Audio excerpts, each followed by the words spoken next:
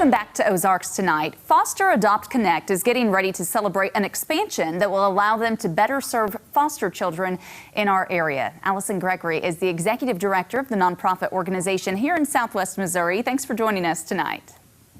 Thanks for having me. So for those who don't know, what is Fosteradopt Connect? We essentially provide innovative programs and services to foster and adoptive children and the families that care for them here in Springfield and 29 surrounding counties. Okay, so a wide area, and there's several programs under your umbrella too. Oh gosh, yes. We have about 7 programs that really have a very wide breadth of services that look everything from family finding and relative kinship assistance to Sammy's Window, which is our direct services program that helps with food and clothing. We have an aging out program called Community Connections Youth Project, advocacy training. We really just fill in the gaps for a lot of services for these families that aren't available in our area. Now there's a groundbreaking ceremony coming up on Tuesday, November 17th for the Sherry Carter Clark Resource Center. How will this building be used? Yeah, so it is a renovation of our current building, and that is going to allow us to have a better utilization of our current space. It will give us an ability to have increased staffing capacity, a new food pantry, expanded community room, and an opportunity to start new programs in our area. Now, the namesake of this new center is the Sherry Carter Clark. What's her story?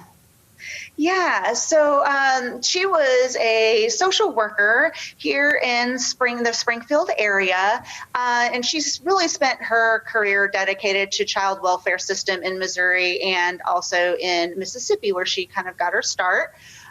She was actually tragically killed in a car accident while transporting a child from Springfield to the Kansas City metro area. She left behind a husband and 2 young children at the time. She was very involved with a lot of community groups, including the Junior League here in Springfield.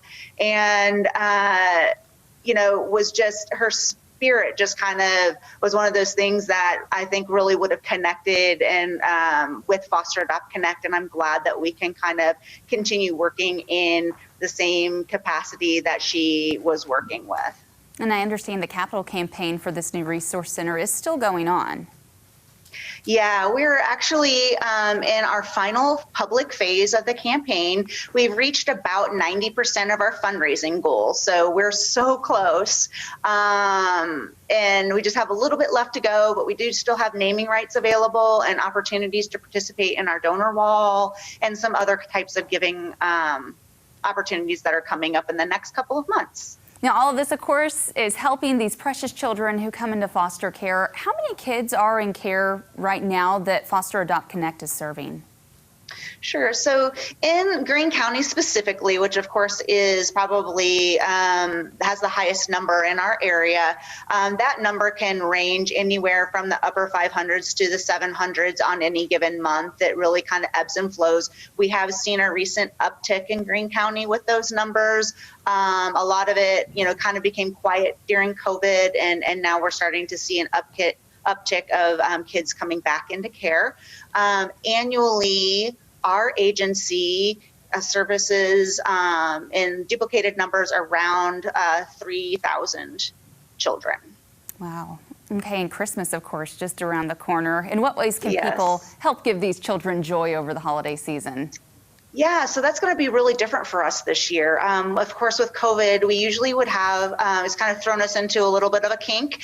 Typically, we would have a shopping opportunity for parents to come in and shop and pick gifts out for their adoptive and kids in care.